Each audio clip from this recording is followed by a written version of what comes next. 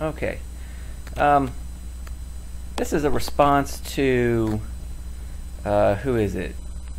Jilly, who is it? Okay, I'm not online right now. Sorry, give me a second. Let me get down to it. I'm a fucking idiot when it comes to computers, guys. I apologize. This is a response to Jilliam89. Jilliam89 posted a comment on my last video called How to Defeat an Atheist in 60 Seconds, the addendum, or something.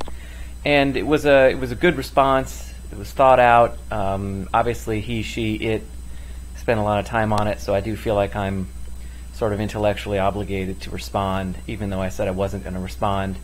And I appreciated the tone. You know, I got off on the wrong foot with some people, and not many people watch these videos, and there's a few people commenting, and I want to say I appreciate you commenting a lot, because I understand that, you know, not a whole lot of people are watching these videos, and that's okay. But I'm really appreciative of each and every one that does. I mean, you know, according to my metaphysical primary, every single self is an infinite self-aware agent. So, you know, if one person, you know, is watching in comments on the video, that means a lot. So I want to apologize to people that I've offended. You know, I feel attacked in some of the comments, and so if I feel like I'm being treated like a fucking idiot, I'm going to kind of the tone of my comments is going to be one where I sort of treat you like you're a fucking idiot. That's an assumption, a presumption on my part. I do apologize for that. But I understand by, you know, this topic alone tends to bring out people's emotions, and I'm certainly not immune to that. Just because I deny atheism, you know, and call myself a Christian certainly doesn't imply that I don't have an emotional response, and that my emotional responses are necessarily wrong or unfounded. But in this case, because we can't really understand the motives behind the comments necessarily, we're not reading any body language. It's hard to assume. Well, not always hard to assume. Some commenters are just think like fucking animals, and you know what they say is obviously pointless and meant to insult and stupid. So, but anyway, I wanted to apologize for that. I won't treat you like a fucking idiot. Don't treat me like a fucking idiot. Believe me, I've thought through this an awful lot. I know you guys have thought through this an awful lot. Let's just assume none of us are fucking idiots here, and that we all have thought deeply about what we believe, and then try to be respectful in the comments. And that includes me, not just you. Certainly, me is the prime candidate. I'm the one, you know, giving the apology here. So, anyway. Having said that, well, I'll give you a little bit of background on me real quick, in case you're interested. I used to be a hyper-Calvinist, a neo-Calvinist, which is basically genuine Protestantism revisited. You know, John Calvin burned people at the stake, shit like that. Not that we ever did that, obviously, or advocated that, but the doctrine was essentially human beings are totally depraved, they're fucking worthless. You have people who are appointed by God to stand in His stead to sort of dictate truth for everybody else, to tell people what to think and what to do, because by their metaphysical definition, by their nature, they are wholly inadequate to their own existence. That's basically what the theology was. Now, I didn't really understand it in those terms at the time, but once I did realize it and understand it, after some things happened in the church that made it abundantly clear what the doctrine was they were actually teaching was in fact tyrannical nonsense and meant to basically control and create collectivist groupthink. I started doing some research and realized that was basically the foundation of Christianity since St. Augustine. Now, it's not necessarily the basis of Christianity at the time of Christ, or even the root of Old Testament Torah teaching, but that's basically full-blown organized Orthodox Christianity today. It is basically mystic tyranny. It's all it is. It's collectivism. It's false. It's evil. It's rank evil. What is taught in the church today is pure evil. It's unethical, but it's beyond that. It's evil, and I would say it's even satanic, in a sense that the point is to teach people that they have no rational claim to their own existence, that by definition they can't know self and they can't know God. Since then, I'm on the lookout for any ideologies that teach that, and any ideology that concedes that there is a truth outside of the individual human being, that says the human beings are determined by any law of nature, any claim to the ethereal, anything that is always only implied, causally implied, laws of nature, laws of science, cause and effect, probability, and yes, the entire canon of doctrine of Catholicism in Protestant orthodoxy, I equate with mysticism.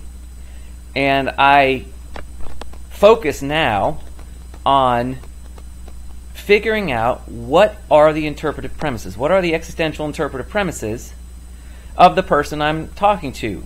How do they define man, and how do they explain how man knows what he assumes he knows? If you can't answer those two questions, then not only am I not morally intellectually obligated, but I'm not morally obligated to consider a fucking thing you have to say. Because you have to have a relevant, salient, consistent, internally consistent, irreducible definition of man before you can claim what I'm supposed to believe or how I'm supposed to know it. And I hold everybody to the standard, atheists and Christians. The reason why I am directing these videos at atheists is because I'm seeing the same trends in atheism that I saw in Neo-Calvinism and Orthodox Christianity for so many years. It is a bludgeoning people with without having to explain the interpretive premises, to claim burden of proof, to claim negative belief, positive belief, which I understand the distinction, but to claim burden of proof, to claim laws of nature, to claim any determining force, to claim abstractions as the causal force behind human existence is mysticism, and it's tyrannical. And that's what the argument's always about. So whether you're a Christian telling me that I'm totally depraved and can't know anything without the pastor explaining truth to me, or whether you're an atheist that explains that I have to basically concede that observable evidence, scientific empiricism, is the root of truth, and that's the determinative force behind my existence, I reject all that out of hand. And atheists are making the same mistake. They have a lot of legitimate points.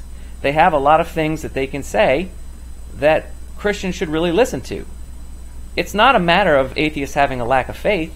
It's a matter that Christianity doesn't offer them anything fucking consistent. It doesn't answer any fucking questions. And they are absolutely within the right to ask questions. And if Christians can't answer questions rationally, then they should take a fucking hike. And no one's morally obligated to believe anything they say. But the same is true for atheists. If you say my belief in God is irrational, and you point to ethereal notions like mathematics and the laws of nature, well, that's the same fucking thing. I'm not going to believe that either, because that's just pointing to some creative force outside of myself. That doesn't explain how I'm me. That explains how something not me. That explains how I'm a direct function of something that's not me, which obliterates me completely, which means it doesn't make a fucking difference what I think or not. And that's why I'm going after atheists, because I like them, and I think they have a lot of good points, but I don't think that they think... I think that they are in danger as a movement, with a lot of them in the libertarian movement, going down this mystic path where they're just going to become the same old kind of mystic tyrants and abusive assholes that the religious demagogues are. So that's why I'm doing these videos, for the half dozen of you or so that watch them. So that's a little bit of background. All right, I've rambled long enough about that. Okay, let's get to Gilliam89's comment in my response. And again, I didn't post this as a written comment because my internet went haywire, and I'm a computer idiot. I don't know shit about computers, really, except the basics. So I had to fart around with the internet, got that working, but now it won't let me cut and paste my response in the comment box. So I'm just going to do this video. So Gilliam89 says, I perfectly understood the point. To me, that was absolutely clear from your video and comments. I completely understood that you were talking about epistemology and the nature of existence. And I informed you already that that's neither theism nor atheism. Agreed. No problems here with that. Have you understood that? Yes, I have understood that. And if you have, then why didn't you change the video title? Because the video title is completely appropriate. Atheism and theism are addressing the specific claim of entity X existing, which comes after epistemology. Yeah, so?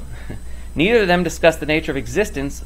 I shouldn't have said it like that. I mean, yes, I understand that, and what's your point? Neither of them discuss the nature of existence or epistemology or anything even remotely like it. True.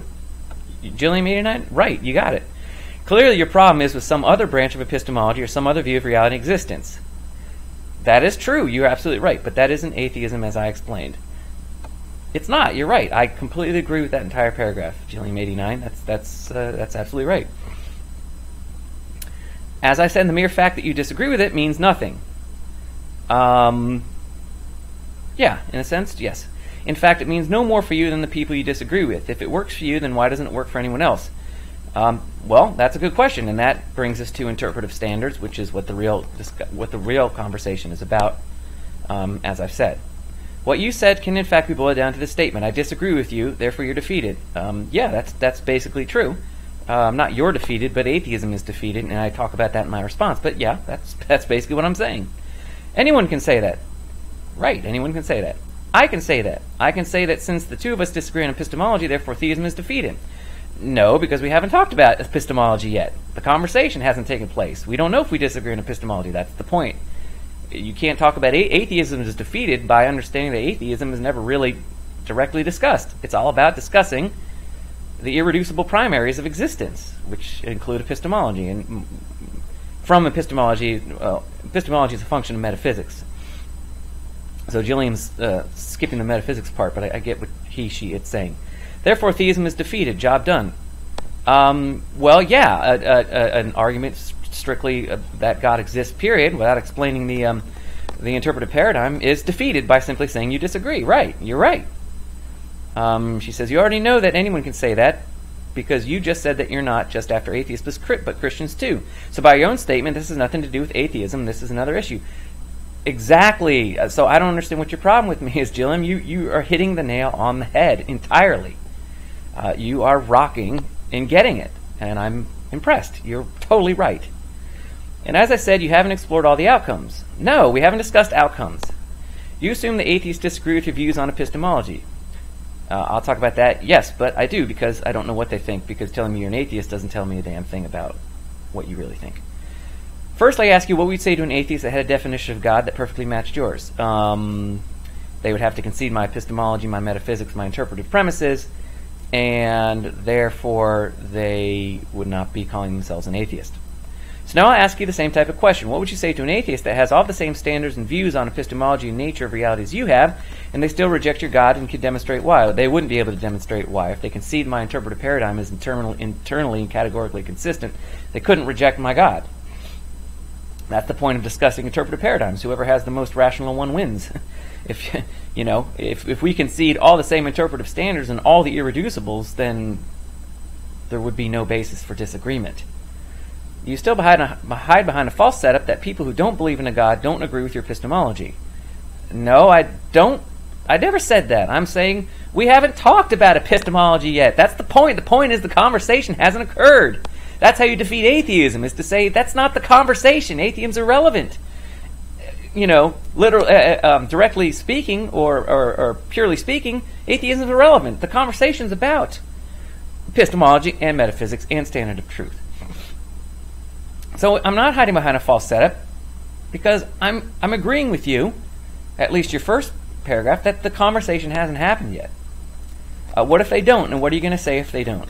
Again, irrelevant. We haven't had the conversation. My point of the video is not to have the conversation, saying that's the real conversation. The fact that you assume we disagree, I don't assume we disagree, is enough for you to be wrong, but the fact you think disagreement is an argument is just further nonsense. I didn't say it was an argument. I said specifically that's not the argument, Gilliam89. Your first paragraph is right on, and then you're going off the rails by making a lot of presumptions. You were still hiding. As I said, you were still hiding because you had the opportunity to demonstrate that a God exists, and you had the opportunity to demonstrate... No. I'm demonstrating that in order to demonstrate that a God exists, we have to have the conversation about interpretive premises. That's all the video meant. Atheism was defeated because I can show you that it's irrelevant. The conversation is never about atheism. Atheism is essentially an irrelevant title. To call yourself an atheist tells me nothing. Just like calling myself a theist tells you nothing. And you had the opportunity to demonstrate that your view of reality is real, but you didn't. You went to the excuses.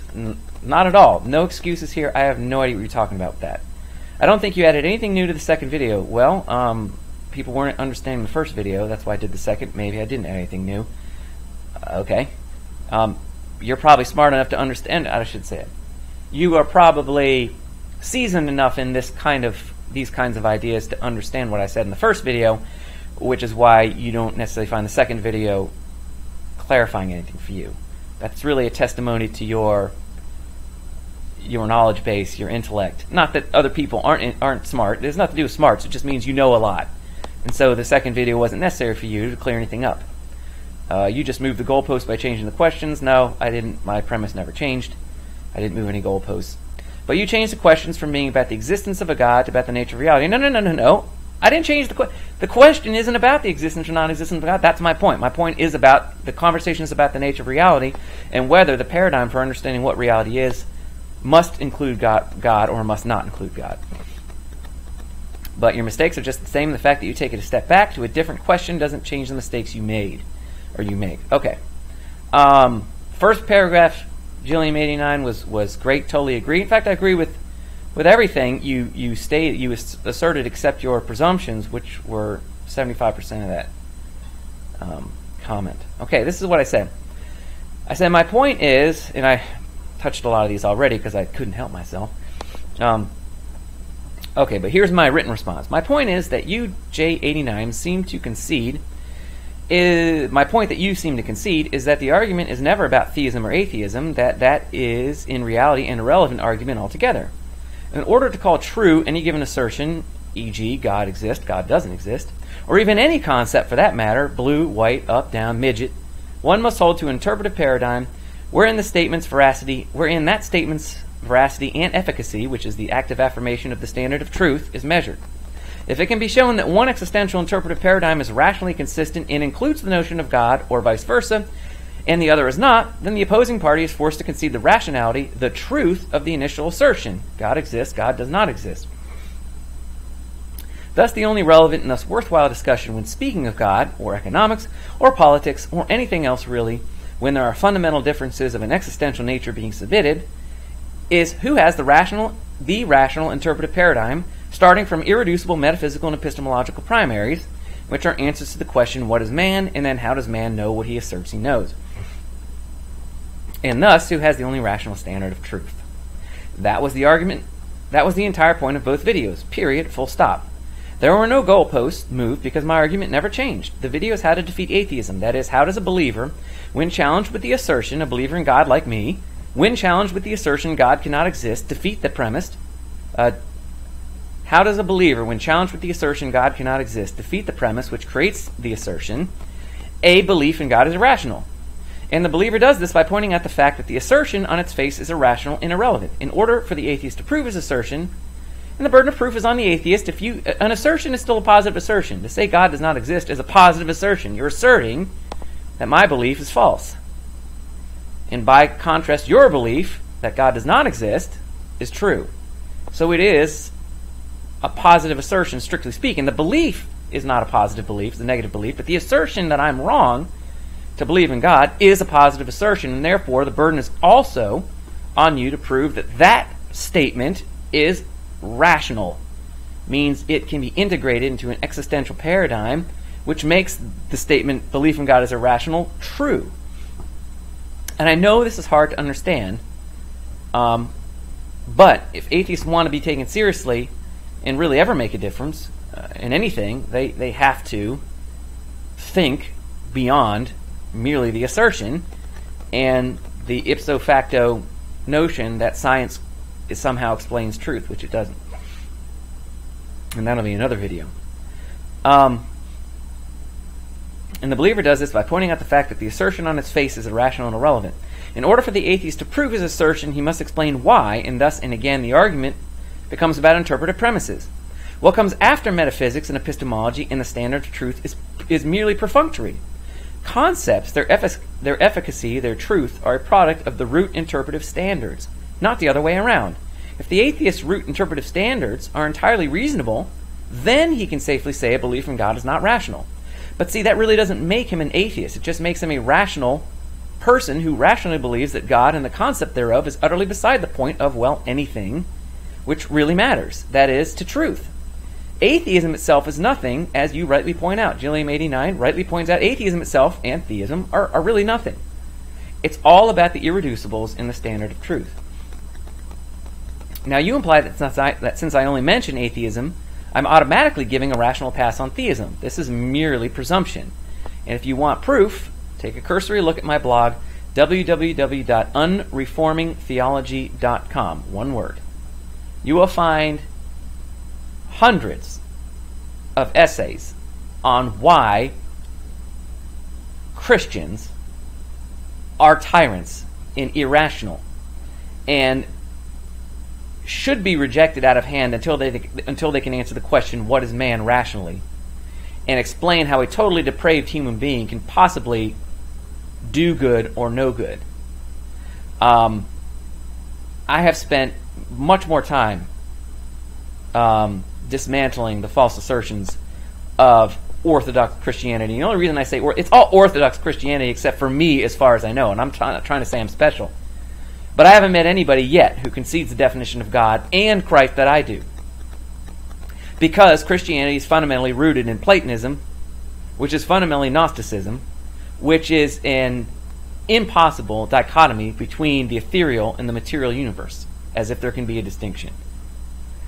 So I say that because I am not just going after atheists. It just seems that way because of the nature of these videos. You also imply that I disagree with atheism, but I would consider this impossible for me since I do not consider atheism itself really anything at all. I apologize if that was not made clear in the videos. I mean, if I were an atheist, I would never call myself that. I would merely say that a concept of God, and therefore a materially existent God, cannot be integrated into my existential interpretive paradigm. It's the same reason I do not call myself a theist.